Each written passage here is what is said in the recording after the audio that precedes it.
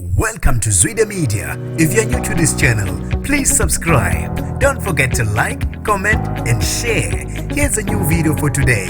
Enjoy.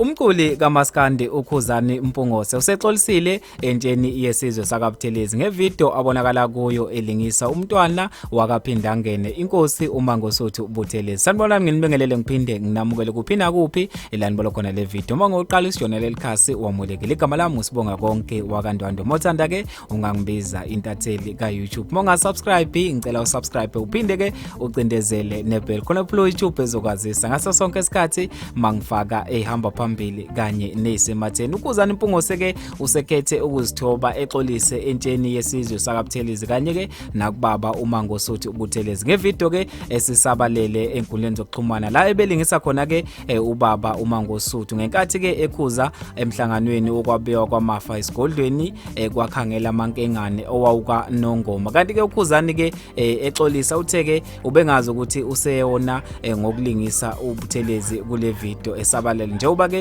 ukulingisa usopolitiki kuyinto ke esematheni futhi ke abantu abaningi abavamise ukuyenza. Uthe eqinisweni ukuthi ke ubengeke alingise isenzo esingesihle njengoba ke umntwana ke wayimele uZulu emhlanganweni. Uthe uma kungehlanga kahle akwenzile uyaxolisa kakhulu nasezweni sakwa Buthelezi. Ucela ke uxolo nakuyena umntwana kubeka ke yena uKhuzani etshela ke elinye lamaphephandaba. Lo mculi ke uxolisile ngomuvo ukuthi ke intsha yesizwe sakwa Buthelezi idluliseke ukungaxoliseki Ngesenzo Sakhe ethe isithatha njengokwehlisa isithunzi sika Shenge. Esitatimendeni ke salentsha iphinde yanxusa bonke abantu abanamabhizinisi ukuthi ke abasiqhelelanise nezinto ehlanganisa bona nalomculi. Kanti ke uKhuzani ke bafethu ube esehlela ngezansi wathi uyalibona iphutha lakhe uyaxolisa kakhulu. Uyazi ukuthi ke esikhathini samanje wonke umuntu ke uyalingiselwa enkundleni zokuxhumana kodwa ke uthi ngisho umongameli imbala uyalingiselwa kodwa ke lokhu ubonile ukuthi ke kushuthi ke uthinte into engayona okumele ngabe uyithintile. Kanti ke mina